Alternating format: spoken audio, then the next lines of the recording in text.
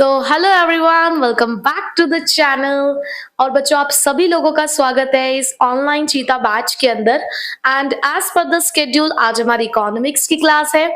Already कल आप लोग अपने अकाउंटेंसी की क्लास अटेंड कर चुके हैं, तो आज इकोनॉमिक्स में अपना वही वाला चैप्टर हम लोग कंटिन्यू कर रहे हैं, which is the chapter number 4 of unit 1, measurement of national income. तो इसके अंदर हम लोग ऑलरेडी वैल्यू एडिशन मेथड समझ चुके हैं, उसका कॉन्सेप्ट भी और उसके न्यूमेरिकल्स भी। अगर अभी भी कुछ बच्चों ने वैल्यू एडिड मेथड नहीं सीखा है तो बच्चे प्लेलिस्ट पे जाइए, वहां इकोनॉमिक्स की प्लेलिस्ट मिलेगी 2024-25 सेशन की।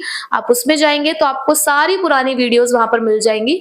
तो अगर आपको कोई भी पुराना कॉन्सेप्ट समझना है तो आप वहां से समझ सकते हैं, ठीक है। आज हम लोग अपने इनकम मेथड को समझने वाले हैं कि इनकम मेथड से न्यूमेरिकल्स कैसे सॉल्व किए जाते हैं, जिसमें इसका भी कॉन्सेप्ट हम लोगों ने अभी अपनी प्रीवियस इकोनॉमिक्स की क्लास में कंप्लीट किया है, जहां पर हमने इन डिटेल ये पढ़ा कि ये जो कंपोनेंट्स मैंने यहाँ पर लिखे हैं इनको क्या कहा जाता है। तो आज तो सिर्फ हम न्यूमेरिकल्स करने वाले हैं। तो चलिए आज की क्लास को स्टार्ट करते हैं और देखते हैं कि किस तरीके से इनकम मेथड से डिफरेंट एग्रीगेट्स हम लोग कैलकुलेट कर सकते हैं।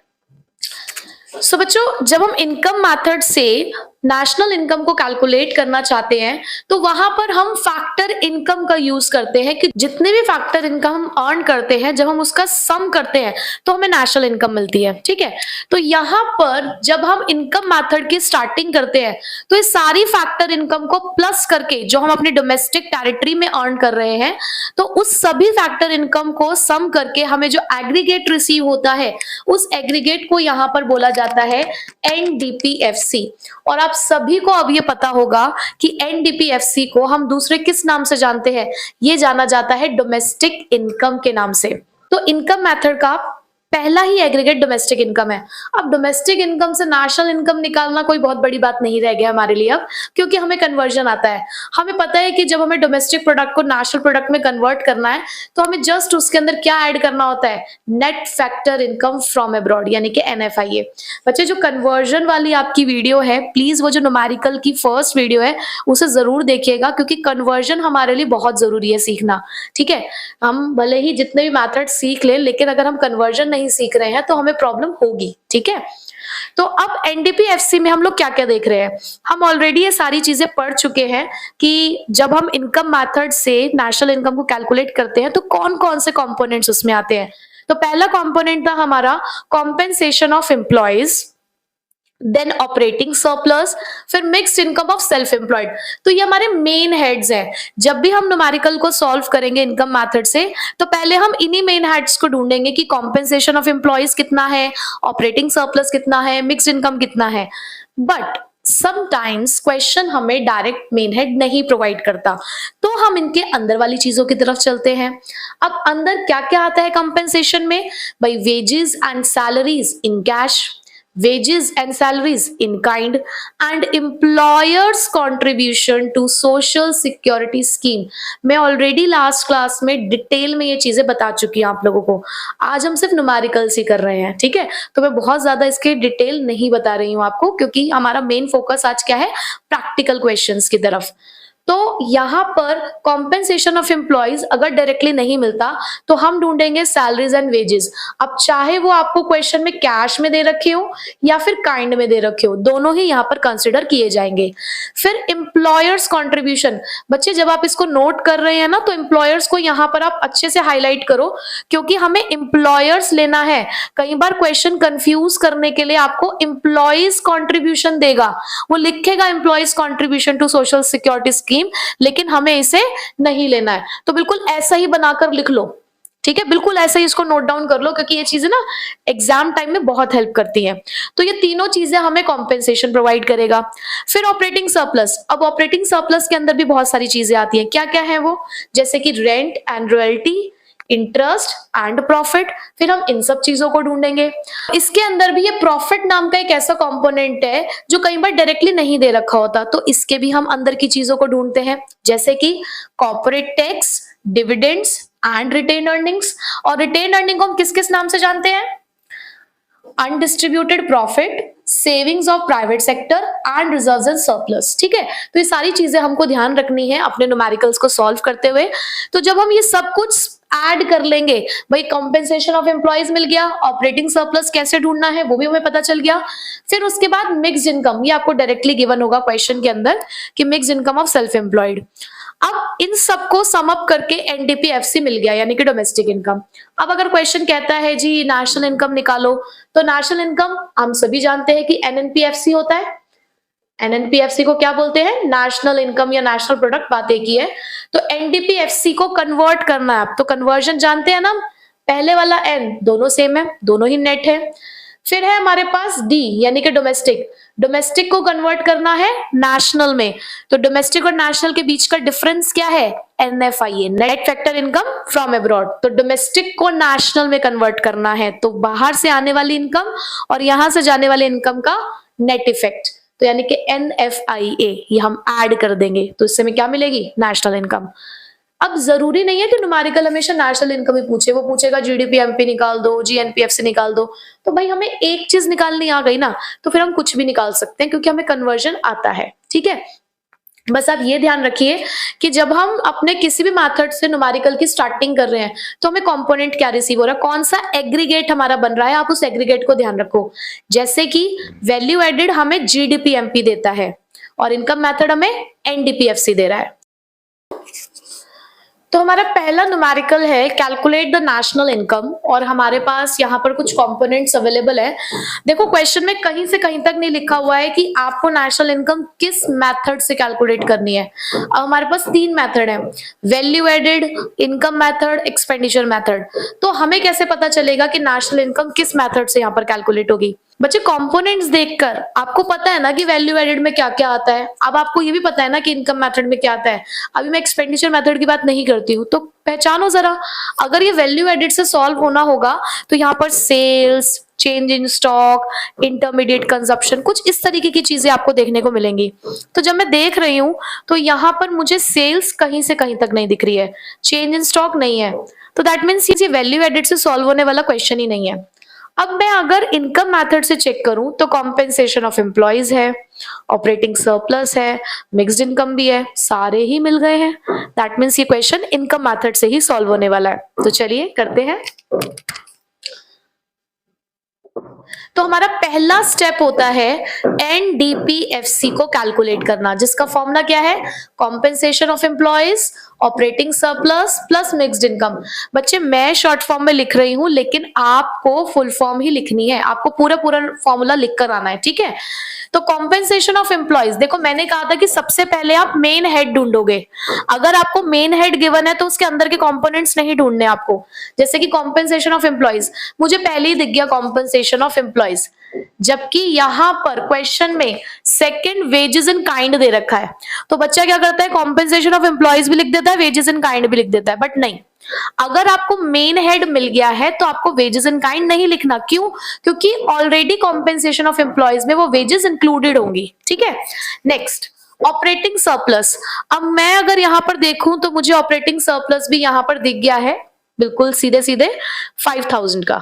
ठीक, फिर मिक्स इनकम, ये रही मिक्स इनकम 16,100 की, 34,400। ठीक, अब क्योंकि हमें नेशनल इनकम कैलकुलेट करना है और नेशनल इनकम होता है एनएनपीएफसी, तो हम करते हैं कन्वर्ट। हमें पता है कि किस तरीके से एनडीपीएफसी से एनएनपीएफसी निकाला जाता है, सब कुछ सेम है, सिर्फ डोमेस्टिक को नेशनल में कन्वर्ट करना है, जिसके लिए हम क्या करेंगे, प्लस एनएफआईए। तो 34,400 plus net factor income from abroad 300, तो हमारा आंसर आ गया 34,700। और क्योंकि ये करोड़ में है तो यहाँ पर हम करोड़ लिख देते हैं। ठीक है, ये लिखना नहीं भूलना है।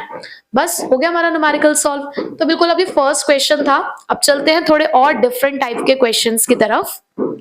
तो बच्चों अब हमारा नेक्स्ट क्वेश्चन है कैलकुलेट द ऑपरेटिंग सरप्लस। अब हमें ऑपरेटिंग सरप्लस कैलकुलेट करना है।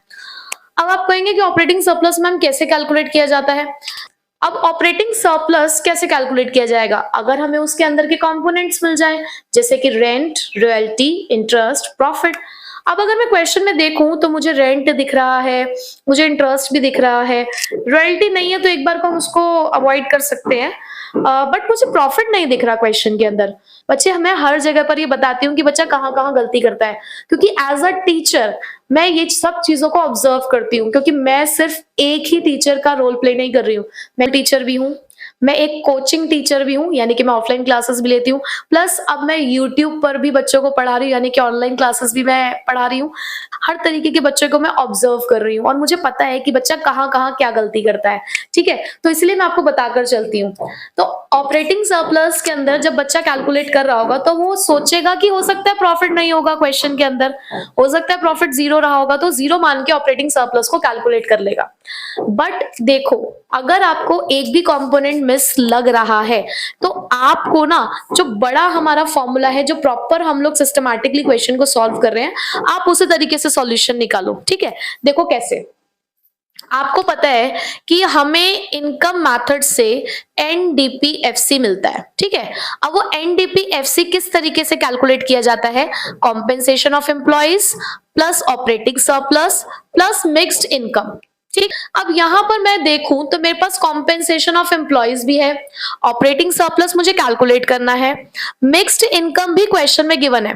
अगर किसी तरीके से मुझे एनडीपीएफसी मिल जाए तो ऑपरेटिंग सरप्लस निकालने का रास्ता आसान हो जाएगा, है ना। तो क्वेश्चन में देखूं अगर मैं, तो मेरे पास वैसे कहीं से कहीं तक भी एनडीपीएफसी है नहीं, है ना।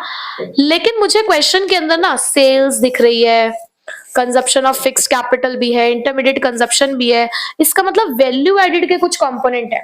जरूरी नहीं है कि कभी आपके पास क्वेश्चन अगर इनकम मेथड का है तो उसके अंदर किसी दूसरे मेथड का इस्तेमाल नहीं हो सकता। ये जो मुझे एनडीपीएफसी चाहिए ये मुझे वैल्यू एडेड से ही मिलेगा। कैसे, चलो देखते हैं। मैं यहां पर अब वैल्यू एडेड मेथड का इस्तेमाल करती हूं, जिसके अंदर हमें सबसे पहले निकालना होता था वैल्यू ऑफ आउटपुट, ठीक है।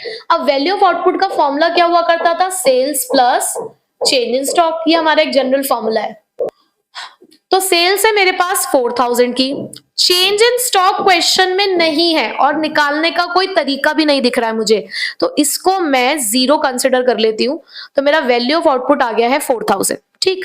वही हमें करोड़ वगैरह लिखकर चलना है। सेकंड, इसके अंदर हम निकालते थे वैल्यू एडेड, जिसको हम लोग क्या बोलते थे, जीडीपीएमपी, ठीक है। और इसका फॉर्मूला क्या होता था, value of output minus intermediate consumption. देखो वैल्यू एडेड रिवाइज हो रहा है। Value of output 4000, intermediate consumption clearly question में मुझे गिवन है 600, तो यहां पर मुझे जीडीपीएमपी बेसिकली मिल गया है 3400, ठीक है। क्या मिल गया मुझे, जीडीपीएमपी। अब मुझे एक एग्रीगेट मिल गया, इस एक एग्रीगेट से तो मैं कुछ भी कैलकुलेट कर सकती हूँ, तो मुझे यहाँ पे एनडीपीएफसी की रिक्वायरमेंट है, तो क्यों ना मैं इस जीडीपीएमपी को कन्वर्ट कर दूं एनडीपीएफसी में। तो यहां पर एनडीपीएफसी को कैसे कैलकुलेट किया जाएगा, देखो जरा, वही कन्वर्जन का इस्तेमाल करते हैं। हमें ग्रॉस को नेट में कन्वर्ट करना है, ग्रॉस को नेट में, तो क्या करते हैं, माइनस डेप्रिसिएशन। हमें डोमेस्टिक प्रोडक्ट यहां पर भी दे रखा है और यहां पर भी डोमेस्टिक प्रोडक्ट है, तो कोई चेंज नहीं करना। मार्केट प्राइस को फैक्टर कॉस्ट में कन्वर्ट करना है, मार्केट प्राइस को फैक्टर कॉस्ट में, तो क्या करते हैं, माइनस एनआईटी। जिन बच्चों को ये थर्ड स्टेप समझ नहीं आ रहा है, वो क्यों समझ नहीं आ रहा है, कन्वर्जन नहीं सीखा है। तो बच्चे पहले आप न्यूमेरिकल की फर्स्ट वीडियो जो है वो जाकर देखिए, उसमें मैंने क्लियरली पूरा कन्वर्जन समझा रखा है, और अगर आप उसे देख लेंगे तो आपको ये चीज समझ आ जाएगी, ठीक है। तो जीडीपीएमपी है हमारे पास 3400। अब डेप्रिसिएशन ढूंढे जरा क्वेश्चन के अंदर, कहीं पर भी डेप्रिसिएशन लिखा नहीं है, पर डेप्रिसिएशन एक दूसरे नाम से भी जाना जाता है ना, क्या है वो, कंजप्शन ऑफ फिक्स्ड कैपिटल। तो जिन बच्चों को ध्यान नहीं रहता है कहीं पर लिख लीजिए कि यही है हमारा डेप्रिसिएशन। तो डेप्रिसिएशन दे रखा है हमें 200। नेट इनडायरेक्ट टैक्सेस क्वेश्चन में गिवन है 500 के, तो हमारे पास एनडीपीएफसी की वैल्यू आ चुकी है जो कि है 2700। अब यही 2700 मैं यहां लिख देती हूं। उसके बाद कंपेंसेशन ऑफ एम्प्लॉइज है हमारे पास 800। ऑपरेटिंग सरप्लस, ऑपरेटिंग सरप्लस हमें फाइंड आउट करना है। मिक्स्ड इनकम है हमारे पास 400, तो 2700 is equals to 1200 plus operating surplus. तो ऑपरेटिंग सरप्लस की वैल्यू आई 2700 माइनस 1200, तो आपका आंसर क्या निकल कर आया? हमारा ऑपरेटिंग सरप्लस निकल कर आया है 1500 करोड़। तो देखा आपने, एक अलग तरीके का क्वेश्चन था, नोट कर लीजिए जरूर, इसकी प्रैक्टिस आपको करनी है क्योंकि इस तरीके के क्वेश्चंस कई बार पूछ लिए जाते हैं। और देखो इसके अंदर वैल्यू एडेड भी इस्तेमाल हुआ, तब जाके हमें यहाँ पर अपने इनकम मेथड से ऑपरेटिंग सरप्लस मिला। तो मैं बिल्कुल आपसे कहूंगी कि इस क्वेश्चन को आप नोट कर लीजिए ताकि आप इसकी प्रैक्टिस जरूर करें, ठीक है। तो देखते हैं हम अपना अगला क्वेश्चन, और इस क्वेश्चन के साथ आपके इनकम मेथड से रिलेटेड जितने भी डाउट्स होंगे या कोई कंफ्यूजन भी होगा तो वो सब दूर हो जाएगा, ठीक है। तो ये हमारा लास्ट क्वेश्चन है और इसी के साथ हम अपना इनकम मेथड कंप्लीट करेंगे। तो देखिए बच्चे, यहाँ पर हमें निकालना है कंपेंसेशन ऑफ एम्प्लॉयज और नेशनल इनकम। तो वही बिल्कुल अप्रोच पुराने वाली ही हम इस्तेमाल करेंगे जैसे हमने ऑपरेटिंग सरप्लस निकालने के लिए यूज करी, कि सबसे पहले हम लोग देखते हैं कि कॉम्पेंसेशन ऑफ एम्प्लॉयज कौन से फॉर्मूले में आता है जी? एनडीपीएफसी निकालते हुए आता है compensation of employees plus operating surplus plus mixed income, ठीक। अब हम देखते हैं कि इनमें से क्या क्या चीजें हमें क्वेश्चन में गिवन है। हमें क्वेश्चन के अंदर डोमेस्टिक इनकम गिवन है। अब डोमेस्टिक इनकम को हम क्या बोलते हैं? डोमेस्टिक इनकम है एनडीपीएफसी। अरे वाह, ये तो हमें स्टार्टिंग में सब कुछ मिल गया। तो एनडीपीएफसी हमें गिवन है ऑलरेडी 510। कॉम्पेंसेशन ऑफ एम्प्लॉयज हमें निकालना है। ऑपरेटिंग सरप्लस, अगर मैं देखूं ऑपरेटिंग सरप्लस तो मुझे डायरेक्टली नहीं मिल रहा है। अब जब डायरेक्टली नहीं मिल रहा है तो उसे सेपरेटली कैलकुलेट करते हैं, जिसमें क्या क्या आता है? सबसे पहला rent and royalty. Rent and royalty बिल्कुल गिवन है 20 प्लस इंटरेस्ट, इंटरेस्ट ये रहा 30 प्लस प्रॉफिट। अब प्रॉफिट अगर मैं देखूं, प्रॉफिट तो है ही नहीं क्वेश्चन के अंदर, प्रॉफिट डायरेक्टली नहीं है तो अब उसके भी अंदर की चीजों को ढूंढने की कोशिश करते हैं, यानी कि कॉर्पोरेट टैक्स। तो कॉर्पोरेट टैक्स है हमारे पास, डिविडेंड्स, डिविडेंड्स भी है 22, उसके बाद रिटेन्ड अर्निंग्स, रिटेन्ड अर्निंग, उसके और भी तो नाम होते हैं जैसे कि savings of private sector, undistributed profit और रिजर्व्स एंड सरप्लस। तो यहां पर मुझे अनडिस्ट्रीब्यूटेड प्रॉफिट मिला जो कि कितना है 5, तो उसे भी यहां पर लिख देते हैं। तो इसका मतलब मुझे यहाँ पर ऑपरेटिंग सरप्लस के सारे कंपोनेंट्स मिल गए, रेंट, रॉयल्टी, इंटरेस्ट और प्रॉफिट, ठीक है। यहाँ पर हम 87 लिख सकते हैं। अब मिक्स्ड इनकम की अगर मैं बात करूं तो मिक्स्ड इनकम मेरे पास ऑलरेडी है यहाँ पर 23, तो 510। तो कॉम्पेंसेशन ऑफ एम्प्लॉयज किसके बराबर हुआ? 510 माइनस, तो कॉम्पेंसेशन ऑफ एम्प्लॉयज किसके बराबर हुआ? 510 माइनस 110। तो हमारे कॉम्पेंसेशन ऑफ एम्प्लॉयज का आंसर आता है 400 करोड़।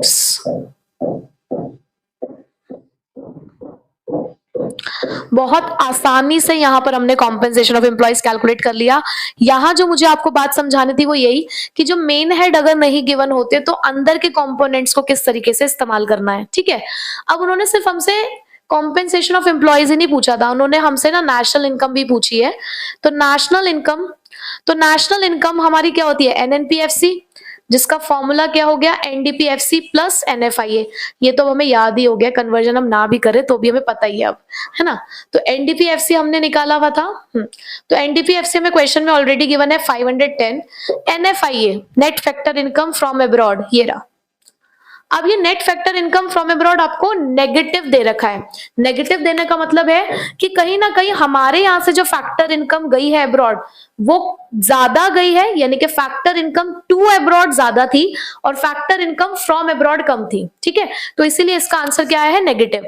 तो आपको भी यहां पर इसको नेगेटिव लेकर ही चलना है, ये गलती नहीं करनी कि यहाँ प्लस लिखा है तो हम भी प्लस में ही लिखेंगे, अगर वहां नेगेटिव है तो आपको नेगेटिव ही यूज करना है। तो इसका आंसर आ चुका है 490 करोड़। तो ये हो गई हमारी नेशनल इनकम।